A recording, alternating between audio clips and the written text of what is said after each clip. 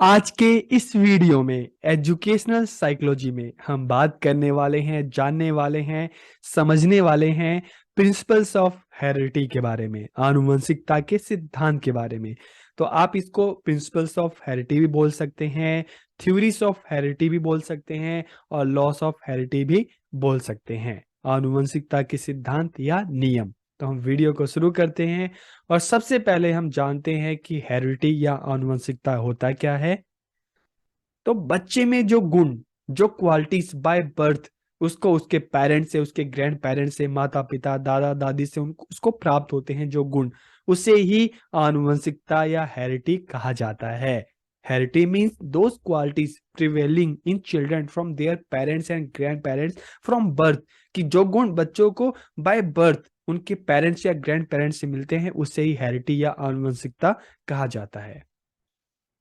It provides the basis for the development of human personality, कि हम मानव व्यक्तित्व के विकास के लिए आधार प्रदान करता है। Heredity is what a person is born with, कि आनुवंशिकता वह है जिसके साथ एक व्यक्ति पैदा होता है। कि जब कोई बच्चा पैदा होता है तो उसमें उसको जो क्वालिटीज उसके पेरेंट्स से, उसके ग्रैंड पेरेंट्स से मिलती है, तो उसे ही हम हेरिडिटी या आनुवंशिकता कहते हैं। It is a specific combination of genes that we inherit, कि यह जीन का एक विशिष्ट संयोजन है जिसे हमें विरासत में प्राप्त होता है। किसे प्राप्त होता है? हमारे पेरेंट्स से।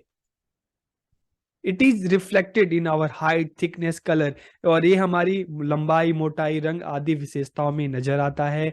अक्सर आपने लोगों को कहते सुना होगा कि यार तुम तो अपने मम्मी पे गए हो, तुम अपने पापा पे गए हो, तुम्हारे जो आईज है तुम्हारे मदर की तरह है, तुम्हारे जो गाल है, नाक है, तुम्हारे फादर की तरह है।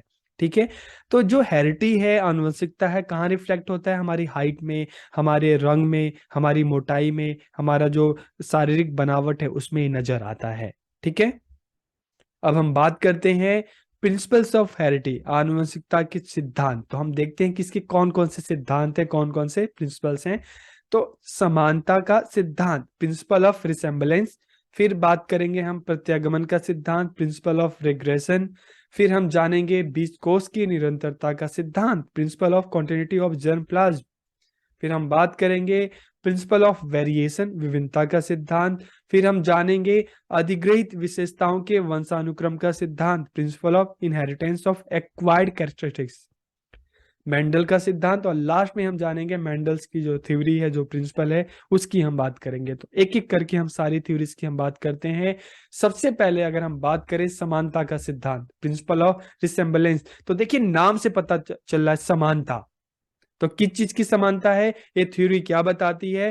तो ये थ्योरी कहती है कि children are like same as their parents, की बच्चे बिल्कुल अपने पेरेंट्स की तरह होते हैं, माता पिता की तरह होते हैं। तो इस थ्योरी को एक्सप्लेन करते हुए सोरेनसन ने क्या कहा कि अगर पेरेंट्स इंटेलिजेंट होते हैं तो बच्चे भी इंटेलिजेंट होते हैं। पेरेंट्स अगर कम इंटेलिजेंट होते हैं या इंटेलिजेंट नहीं होते तो बच्चे भी बिल्कुल उन्हीं की तरह होते हैं। पेरेंट्स काले हैं तो बच्चे भी काले होंगे, पेरेंट्स गोरे हैं तो बच्चे भी गोरे होंगे, पेरेंट्स लंबे हैं तो बच्चे भी लंबे होंगे, पेरेंट्स छोटे हैं तो बच्चे भी छोटे होंगे। मतलब जैसे पेरेंट्स है वैसे ही बच्चे होंगे। Physically children are similar to parents, की शारीरिक रूप से भी बच्चे अपने माता पिता के समान होते हैं। According to this principle, the characteristics of the parent should come in the child in the original form, कि पेरेंट्स की जो विशेषताएं हैं, जो क्वालिटीज है, वो बिल्कुल ओरिजिनल फॉर्म में बच्चों में आनी चाहिए। लेकिन इस थ्योरी को अगर हम इवेल्युएट करते हैं तो इसको हम कंप्लीट नहीं मानते, पूरी तरीके से सच हम नहीं मानते, क्योंकि देखा गया है कि जिन बच्चों के पेरेंट्स समझदार या हम कहते हैं कि इंटेलिजेंट, बुद्धिमान नहीं होते, ठीक है, कम बुद्धि वाले होते हैं, उनके बच्चे इंटेलिजेंट हो सकते हैं। जिन पेरेंट्स की हाइट छोटी होती है उनके बच्चों की हाइट लंबी हो सकती है। जो पेरेंट्स काले होते हैं जरूरी नहीं कि उनके बच्चे भी काले हों, उनका रंग अच्छा हो सकता है। ठीक है। तो इसलिए इस थ्योरी को पूरी तरीके से हाँ एक्सेप्ट नहीं किया जा सकता। ठीक है। इसको इसलिए कहा गया कि इनकम्प्लीट है, ये अपने आप में पूर्ण नहीं है। फिर हम बात करेंगे प्रत्यागमन का सिद्धांत, प्रिंसिपल ऑफ रिग्रेशन, जो फर्स्ट थ्योरी के बिल्कुल अपोजिट है। ये थ्योरी क्या कहती है? According to this principle the child has opposite qualities of his parents, की बच्चों में उनके माता पिता के विपरीत गुण भी पाए जाते हैं, जरूरी नहीं कि समान हो, विपरीत गुण भी होते हैं। ठीक है, और इसको सोरेनसन ने किस तरह से डिफाइन किया है कि अगर बहुत प्रतिभाशाली माता पिता के बच्चे कम प्रतिभाशाली हो सकते हैं। ठीक है, जिन बच्चों के माता पिता जो है ज्यादा इंटेलिजेंट नहीं है, मंदबुद्धि है, उनके जो बच्चे इंटेलिजेंट हो सकते हैं। तो ये थ्योरी क्या कह रही है कि जो क्वालिटीज हैं पेरेंट्स हैं में है, जरूरी नहीं कि वो बच्चों में भी हो, बच्चे अपने पेरेंट्स के बिल्कुल अपोजिट भी हो सकते हैं। ये थ्योरी ये बताने की कोशिश करती है। ठीक है, अब हम बात करते हैं बीजकोष की निरंतरता का सिद्धांत, principle of continuity of germplasm. तो जर्मप्लाज्म बीजकोष जिनसे बालक की उत्पत्ति होती है, तो इसको भी हम जान लेते हैं। According to this principle the womb that gives birth to a child never get destroyed, की सिद्धांत के अनुसार बालक को जन्म देने वाला बीजकोष कभी नष्ट नहीं होता, बल्कि वो पेरेंट्स से बालकों में ट्रांसफर होता है, बच्चों में ट्रांसफर होता है, और आगे चल के उसी से उनके बच्चों का जन्म होता है।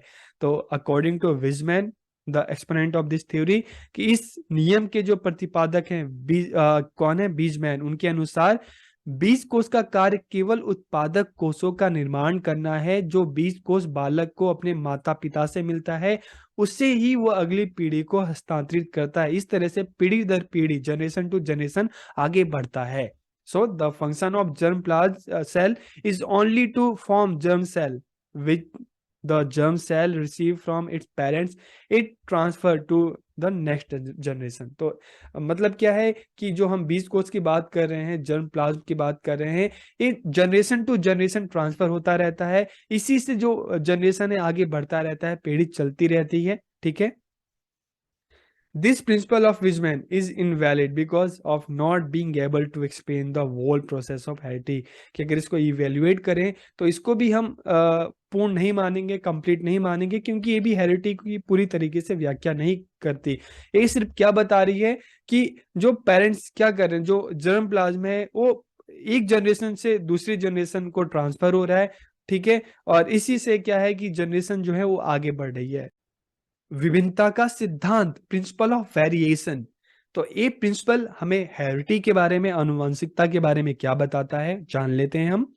According to this principle children are somewhat different from their parents rather than being exactly like them, कि बालक अपने माता पिता के बिल्कुल समान ना होकर उनसे कुछ भिन्न हो सकते हैं।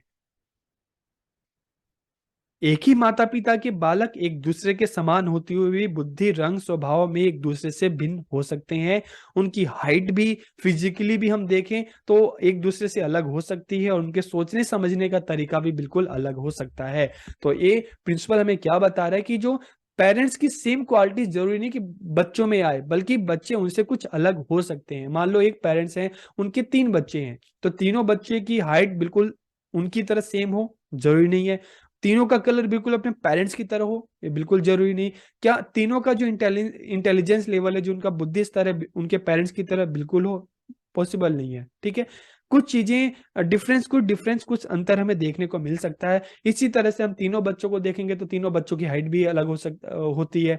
ठीक है, तीनों का कलर भी अलग होता है, बोलने का, व्यवहार करने का, तीनों का तरीका भी अलग हो सकता है। तो ये जरूरी नहीं कि पेरेंट्स की सारी क्वालिटी सेम बच्चों में आए, कुछ चीजें अलग भी हो सकती है। यही बात ये प्रिंसिपल हेरिडिटी के बारे में बताता है। अब हम बात करते हैं अधिग्रहित विशेषताओं के वंशानुक्रम का सिद्धांत, principle of inheritance of acquired characteristics. ठीक है, according to this theory, the qualities acquired by parents during their lifetime are passed on to their children, कि माता पिता द्वारा अपने जीवन में जो भी गुण अर्जित किए जाते हैं वो उनकी संतान को प्राप्त होते हैं। कि माता पिता अपनी लाइफ में, पेरेंट्स अपनी लाइफ में जो भी गुण अर्जित कर रहे हैं, जो भी क्वालिटीज एक्वायर्ड कर रहे हैं, वो उनकी संतान को, उनके बच्चों को प्राप्त होती है। लेमार्क को उनके अधिग्रहित विशेषताओं के वंशानुक्रम सिद्धांत के लिए जाना जाता है। Lamarck is the best known for his theory of inheritance of acquired characteristics, कि इस थ्योरी के लिए किसको जाना जाता है, लेमार्क को। तो लेमार्क ने क्या कहा इस थ्योरी के बारे में, कि लेमार्क क्या कहते हैं, यदि कोई जीव अपने जीवन के दौरान जो वातावरण है, जो एनवायरमेंट है, ठीक है, उसके अनुसार खुद में अगर चीजों का बदलाव करता है तो वो परिवर्तन उनके संतानों में भी देखने को मिलता है। एक एग्जाम्पल के लिए मान लो हम सब कहते हैं कि हमारे जो पूर्वज थे वो मंकी थे, बंदर थे। तो कौन से बंदर? ये नॉर्मल नहीं, जो चिंपैंजी थे। ठीक है, तो चिंपैंजी हम देखते हैं तो पहले के टाइम में देखें तो चिंपैंजी, उनके बच्चे चिंपैंजी की तरह होते थे, लेकिन धीरे धीरे जब उनमें चेंजेस आते गए, होमोनिड, होमोनाइड, होमो इरेक्टस, ठीक है, धीरे धीरे जब उनकी बॉडी में चेंजेस आते गए तो वो चेंजेस उनके बच्चों में भी आने लगे। और धीरे धीरे जब वो चिंपैंजी इंसान का रूप धारण कर लिया तो बच्चे भी बिल्कुल इंसान की तरह पैदा होने लगे। ठीक है, तो यदि कोई जीव अपने जीवन काल के दौरान वातावरण के लिए अनुकूल होने के लिए बदलता है तो वो परिवर्तन उनके बच्चों में भी देखने को मिलता है। तो व्यक्तियों द्वारा अपने जीवन में जो भी कुछ अर्जित किया जाता है वह उनके द्वारा उत्पन्न किए जाने वाले उनके संतानों में भी ट्रांसमिटेड होता है, संक्रमित होता है, वो उनकी संतानों को भी प्राप्त होता है। ठीक है, इसका एग्जाम्पल दे उन्होंने दिया है, किसका एग्जाम्पल दिया है कि जिराफ और घोड़े का। तो लेमार्क कहते हैं कि एक टाइम ऐसा था कि जिराफ और घोड़े दोनों सेम होते थे। ठीक है, लेकिन आगे चल के कुछ ऐसी सर्कमस्टेंसेस थे, कुछ ऐसी परिस्थितियां थी कि जिराफ का गला धीरे धीरे लंबा होने लगा और आगे आने वाले जिराफ के जब बच्चे हुए तो ये जो चेंजेस उनके बच्चों में भी देखने को मिलता है। अब इनके इस प्रिंसिपल को इवेल्युएट करते हुए वुडवर्थ ने क्या कहा है कि वुडवर्थ के अनुसार वंशानुक्रम की जो प्रक्रिया है अपने आधुनिक ज्ञान से संपन्न होने पर यह बात असंभव जान पड़ती है कि जो पेरेंट्स जो क्वालिटी से एक्वायर्ड करें उनके बच्चों में भी आए। इसका एग्जांपल देते हुए वुडवर्ड ने क्या कहा है कि मान लो कोई पेरेंट्स है, अगर कोई पेरेंट्स उसको 5-6 लैंग्वेज आती है तो क्या बाय बर्थ ये जो लैंग्वेज की जो ये नॉलेज है उसके बच्चों में भी ट्रांसमिटेड हो जाएगी? क्या अब उनके बच्चे बच्चे पैदा होने के बाद उनको वो जो 5-6 लैंग्वेज है वो आ जाएगी? नहीं आ पाएगी। ठीक है, तो यहाँ पे दो चीजें हैं, एक तो है हेरिडिटी की हम बात कर रहे हैं कि हेरिडिटी है जो क्वालिटीज हैं जो पेरेंट्स से बच्चों में आती हैं। लेकिन अगर हम एक्वायर्ड कैरेक्टरिस्टिक्स की बात करते हैं कि जो बच्चा है धीरे धीरे बड़ा होता है और अपनी सोसाइटी में चीजों को सीखता है। ठीक है, लैंग्वेज सीख रहा है, नॉलेज हो रही है और आगे चल के जब उनके बच्चे होते हैं तो जो एक्वायर्ड कैरेक्टरिस्टिक्स है ये चीजें ट्रांसमिट नहीं होती। हेरिडिटी तो होती है कुछ हद तक, लेकिन जो एक्वायर्ड कैरेक्टरिस्टिक्स है, जो आपने नॉलेज अर्जित की है, ये बच्चों में नहीं आती। ठीक है, इसके लिए बच्चों को फिर एफर्ट्स करना पड़ता है, सीखना पड़ता है। Lamarck's principle is not accepted in modern age, कि आधुनिक युग में लेमार्क का जो सिद्धांत है इसको स्वीकार नहीं किया जा सकता। अब हम बात करेंगे मेंडल्स के सिद्धांत के बारे में, मेंडल का जो लॉ है उसके बारे में बात करेंगे। तो मेंडल को आनुवांशिक विज्ञान का जनक कहा जाता है क्योंकि इन्होंने इसकी नींव डाली है। Mendel laid the foundation of inherited science, hence he is called the father of heredity. इनको आनुवंशिक जो विज्ञान है उसका फादर कहा जाता है, फादर ऑफ हेरिटी, क्योंकि उन्होंने इसकी नींव डाली है।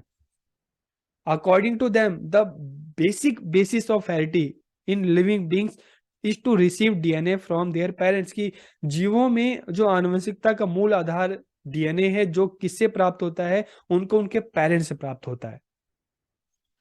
Every living being give birth to living beings having similar structure and qualities, कि प्रत्येक जीवधारी अपने ही समान संरचना और गुण वाले जीव को जन्म देता है। ठीक है, according to this principle the living beings tend toward their original और नॉर्मल फॉर्म, कि प्राणी अपने मौलिक या समान रूप की ओर अग्रसर होता है।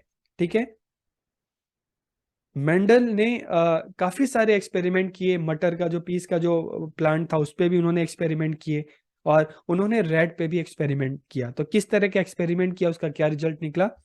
तो उन्होंने क्या किया कि जो व्हाइट चूहे हैं और जो ब्लैक, ठीक है, सफेद और काले जो चूहे हैं उनको एक साथ रखा और उनका कॉन्टेक्ट करवाया।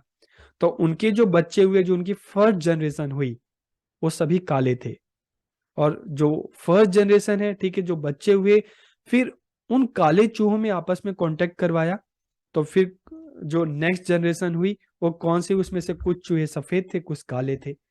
तो इससे किस रिजल्ट पे पहुंचे वो, कि बच्चे जो हुए हैं उनमें कुछ क्वालिटीज तो उनके पेरेंट्स की होती है, लेकिन उनके ग्रैंड पेरेंट्स की भी क्वालिटीज डीएनए उनमें बच्चों में नजर आता है। जिस तरह से ब्लैक और व्हाइट का कांटेक्ट करवाया तो नेक्स्ट जनरेशन सारी ब्लैक हुई, लेकिन उन ब्लैक में आपस में कांटेक्ट करवाया तो कुछ व्हाइट हुए, कुछ ब्लैक हुए।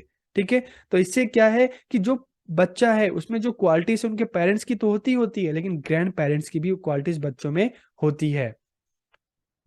On the basis of his papers Mendel propound the theory that hybrid animal move toward their original or normal form, कि अपने प्रयासों के आधार पर मेंडल ने सिद्धांत प्रतिपादित किया कि जो वर्ण संकर प्राणी है अपने मौलिक या समान रूप की ओर अग्रसर होते हैं। This principle is famous by the name of Mendelism, कि यह सिद्धांत मेंडलवाद के नाम से जाना गया। तो आज के इस वीडियो में हमने हेरिटी को जाना और हेरिटी के अलग अलग कौन कौन से प्रिंसिपल हैं, सिद्धांत है, उसकी हमने बात की।